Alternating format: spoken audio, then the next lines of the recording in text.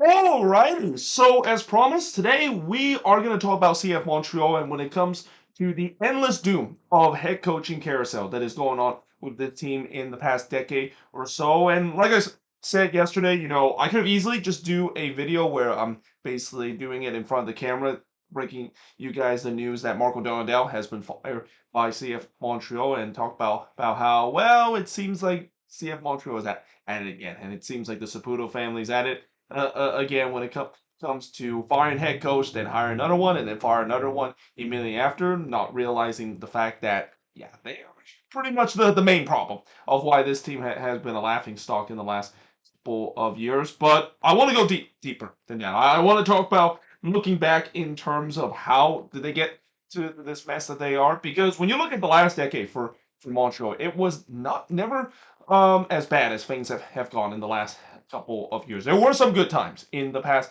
decade or so. In fact, the most successful season that Montreal has ever had only happened just 4 years ago in 2022. I mean, it's not like this team has not had any success whatsoever in recent time. But again, it's just the fact that the bottom line in terms of this, and we'll definitely talk about it once we get to the bottom, is that we all know who is the main issue of holding this team back, and that besides Sean Fisher, who currently owns the San Jose Earthquakes, you got to say the Saputo family, and especially Joey Saputo, probably the worst owner and the most hated owner right now in MLS as a whole. So since entering 2012 in MLS, CF Montreal has had 11 head coaches. So this is a team that even when you look at the past decade with so many names there, I believe we have 8 names that is on the board here. So since 2015, they have had 8 head coaches, and in 11 years they have 8 head coaches as well. But it's not like this is a unusual thing. Before that, in a span of just 3 years, they had 3 different head coaches. So this has never been a team when it comes to this stability. When it comes to head coaches, we don't see this with this team where there's a head coach that stay with this team for more than 3 or 4 seasons. In fact, the first guy I'm going to talk about is the guy that currently has the longest tenure with CF Montreal, and that of course is Mauro Biello. He was in charge of this team back in August 2015, and he lasted about a little over 2 years. October 2017 is when he lasted.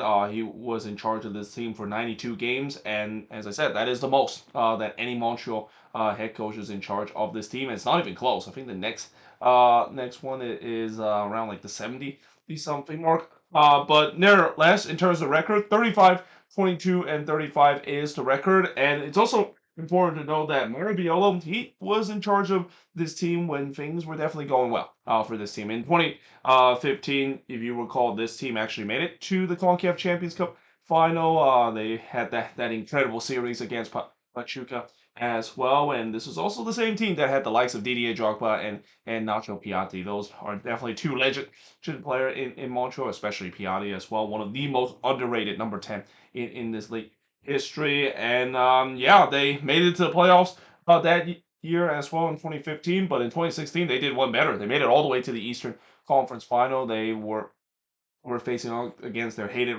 rival Toronto FC in the Canadian Classic, and that series, as I always mention, is going to go down as one of the best playoff series we have ever seen, if not the best playoff series under the old format of the two-legged affair we have ever seen in this league history. And it's unfortunate that CF Montreal was on the other end of that, and in fact they choked big time in terms of that Eastern Conference Final. They had a 3-0 lead at one point in the first leg.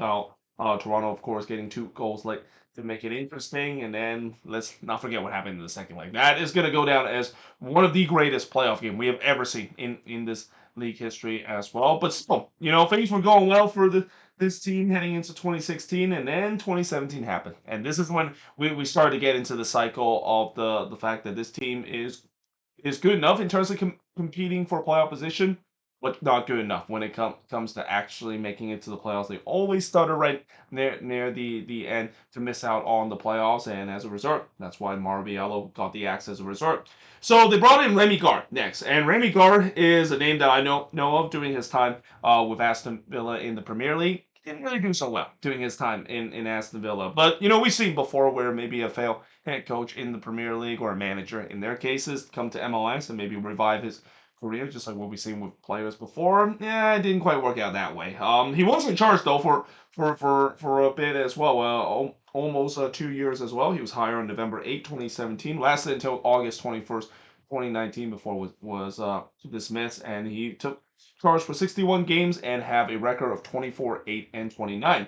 And then when they fire Remy Garn, not only the fact that they fired him on that day, but on that same day, they also name his successor as well. So it is not very often where you see an MLS team that decided to announce the firing of their head coach, and then literally in the same statement they say, "Well, we fired him, but now we're gonna hire this guy as a permanent head coach." They didn't even go through the process of maybe bringing their interim head coach in and maybe right steady the ship a little bit, but while they're looking for a new head coach, no, they've already had one lining up, and this is definitely a bizarre one.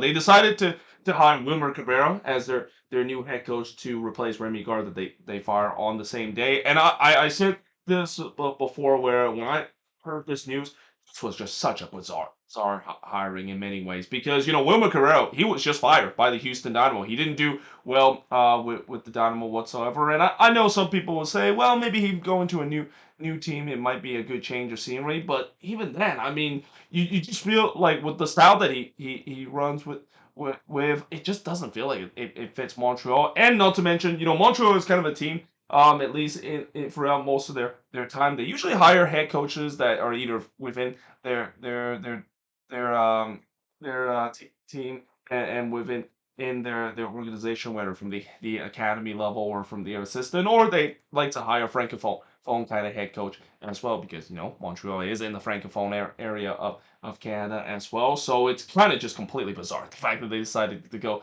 with Wilmer Cabrera, and unsurprisingly, it didn't go so well for him. In fact, he is to this day still the shortest tenure head coach in CF Montreal history. Only lasted two months. He was only in charge of this team for only 7 games, and he had a 2-1-4 record. But one of those wins came in the Canadian Championship. So hey, even though I know Wilmer Camara was the shortest tenure head coach in Montreal history, at least he won a trophy with this team. Something that not a lot of these head coaches on this list could be named. But I think everybody saw it coming with the way that this feels like it was just kind of a placeholder hiring. It just didn't felt like it was a long term kind of solution, and not surprisingly, at the end of the year, he was basically shown the door. So then they decided to go with a big name, and this, part of this maybe because of branding itself, the fact that they decided to hand the keys to Thierry Henry. I mean, Thierry Henry, he has tried his luck when it comes to coaching with OGC Nice in Liga. Didn't go so well during his time there. So yeah, now him come to MLS, we'll see whether maybe things would be better. And here's the thing that I think a lot of organization and a lot of people just still don't understand: the fact that just because of a player that has a legendary career like Thierry Henry, that is going to go down as one of the greatest number 9 ever playing in this game, but just because he's a legend in the game doesn't mean the fact that that's the same case with players. And we've seen this before, even in MLS as well. Remember when Wayne Rooney, of how he did so well with DC United, and then he became the head coach a couple of years later, and it didn't go so well for him. So yeah, this feels like it's kind of the same thing with Thierry Henry. He was there, and really, I just kind of feel like this was just kind of namesake. Really isn't a hiring that I thought would really turn the fortune of this team. But he did last it for a bit with this team until February 25th, and he actually was the first head coach out of these 3 that I mentioned that wasn't actually fired by CF Montreal. He actually decided to step down because he wanted to go back to his native country in France, wanted to go back to Europe, closer to his family, and it's totally understandable because he did take charge of this team in the toughest time in not only in this club history, but in sports in general. I mean, he took charge of this team when they were going for that COVID pandemic, and it was definitely tough for him to not be able to reunite with his family in Montreal. But during his time, he did take charge of this team for 24 games. 8-2-14 is the record, and at least the team did make it into the play-in round, at least in that shortened COVID season in 2020. They didn't win that game against New England. They lost that game in extra time against the New England Revolution. And then we get to the next head coach, and this is by far the most successful head coach that I think Montreal has had, and one that, this is one that I think Montreal fans will be be kicking themselves that they weren't able to hold on, and once again express their frustration toward the front office as well, because for many people that don't know, Wilfred Nancy, before he really made himself a name with Columbus winning those MLS Cup and so forth. He was a guy that first took charge of Montreal. He's actually been in the organization for a very long time, first with the academy and then eventually graduated into one of the assistant head coaching job. And yeah, safe to say that he had a lot of success doing his time. 33, 15, and 22 is the record. 70 game in charge of this team. By far the best record we have ever seen a CF Montreal head coach has ever had. But he was in charge of this club for just a little over a year or so. Actually, almost 2 year. That is before he decided to actually quit this team on December 6th, 2022. And one of the big reasons why he decided to quit and eventually go into Columbus is the fact that there was a power struggle that was going on between him and the ownership group. And we know that whenever you have a power struggle between your ownership group, your head coach, yeah, you're not gonna last it there very long. And again, this is why another reason when this ownership group with the Saputo family and Joey Saputo, probably the most hated man right now in Montreal, because had they not had this power struggle, Wilfred Nancy would have absolutely still be the head coach right now with CF Montreal before maybe Celtic would have come calling to get him, because yeah, by far he took charge of the team in the most successful period that this team has ever had. And keep in mind, this team had some really good player as well. I know this was kind of the birthplace of Nancy ball and the beautiful soccer that we saw a lot during his time with Columbus, but this is kind of where he all began, and he had some good players on this team as well. Guys like Mihajlovic, Matt Trinier, Victor Yama, and even their one of their highest sell and one of the most successful player coming out of the Montreal Academy, Ishmael Kone, played for this team during that time as well. So unsurprisingly, with them being so successful, they won the Canadian Championship in 2021. They finished second in 2022 with 65 points, which is the most ever in their franchise history, and I have a feeling that record might not be broken for a relatively long time, given the state of this team is currently in.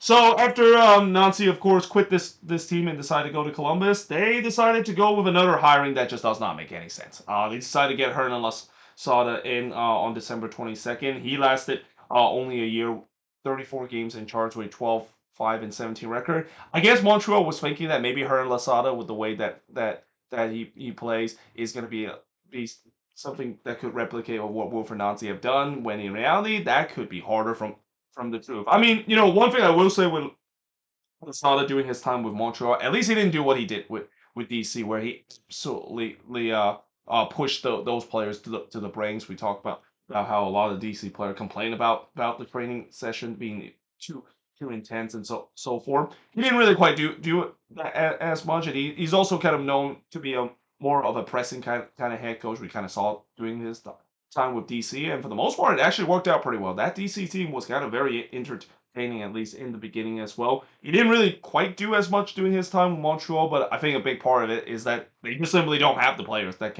can play that system. So as a result, it didn't work out. Unsurprisingly, that is the case. So then they decided to realize that, well, in order for this team to maybe get back on track, they need to hire one of the guys that definitely know the Nancy ball system, and one of the guys that is very familiar with the Nancy ball system is Laurent Courtois, a guy that was the assistant for Columbus and worked with Wilfred Nancy for a bit, and they thought that, well, maybe this might work out. Maybe bring him an assistant, bring back the Nancy ball style to this team, and maybe things would go well for this team, right? Nope. Instead, Courtois only lasted almost 2 years as well. 40 games in charge with an 11, 12, and 17 record. And same thing I said about Hernan Lasada. The reason why Laurent Courtois, his time didn't work out with Montreal, is the fact that he just does not get the players that he needed to run the system. And that's a common theme with Montreal, and one of the reasons why the fan base are very frustrated with the front office and the ownership group, because of how cheap they have been. They're not giving like these head coaches and managers a chance to build the team that they want and spend the resources to build the system that they want. And as a result, this is kind of what we're seeing right now with how how things have gone bad. And that's the same case with their next head coach that they have just recently fired, Marco Donadel. Also, kind of never understand why they decided to make him as a permanent head coach. It's not like he did well doing his interim head coach. I thought he would maybe step back as an assistant role, and maybe they'll go for another head coach within. Well, yeah, they decided to hire him on a permanent role, and guess what? To no one's surprise, it didn't go so well whatsoever. March 24th was when he was hired on an interim basis. Eventually was fired up just yesterday as well. 29 games in charge, and by far has one of the worst record when it comes to a head coach in this Montreal team. 6-6-17 is the record in terms of this team. And now you have one of their assistant, Felipe Ifero, is the one that taking charge of this team. Who knows how long he's going to last with this team? And honestly, when you look at this team right now, and I say this before with teams that just have no vision whatsoever, and a team that also have a very hostile kind of ownership group that refuse to spend and always have this kind of almost dictatorship kind of role with how the Saputo family is running this team. Who want to really be a head coach right now with Montreal? There's really not a lot of head coach who want to get the job. And I know some people say, well, there's that certain guy that brought this team to the most successful season in franchise history available right now. I don't think Wilfred Nancy wants to come back. I do think that Wilfred Nancy have burned enough bridges during his time with Montreal that I don't think he wants to come back to this. And I don't blame him, because why would you want to go back to a team that not only you burn bridges, but you already had some displeasure with the ownership group, and that you already know that the ownership group is not going to allow you to spend in terms of improving the team itself. So it just feels like you're basically walking into a burning building with no way to find a fire extinguisher to extinguish the absolute flame that is going on right now with this team. I mean, it's an absolute mess right now, and that there's really no not a lot of positive I can say about the future of this team. Normally, I would end up with maybe some glimmer of hope for Montreal fans, and maybe the small glimmer of hope is the fact that maybe with a new interim head coach, they might get some new interim head coach boost. But then once that's run out, it's they go back to the same state that they are in right now, which is they are definitely look like a team that could be stuck to be at the foot of the Eastern Conference for a long time, because again, it goes all to the front office and the ownership group. And the old saying, the fact that, yeah, if you decided to hire and fire a head coach for so long, maybe it's not the head coach that is the reason why this team is bad. Maybe it's goes deeper, and maybe you got to look at the front office and the ownership group. And I think everybody can see this coming. Everybody knows that the front office and the ownership group is as inept as possible. And unless if there's not a change in terms of that, this is going to be the state that CF Montreal is going to be at. And that, yeah, good luck in terms of trying to hire some head coach that want to join this team. Like, you have to be a very desperate head coach to join this team. And this is also kind of the reason why they don't find a lot of success. They get guys like Hernan Lasada and even Will Cabrera, guys that are just so desperate to get a head coaching gig in MLS, and it just doesn't work out whatsoever. And that's exactly what the state that Montreal is in right now. Not only this team is just so bad right now, but this is probably one of the worst destination, if not the worst destination, to be a head coach right now. I mean, between them and DC United are probably the worst spot right now you want to come into a head coaching job, because you're going to be set up to fail, especially with how much the ownership group and the front office can really help you back in terms of the progress that you're trying to make.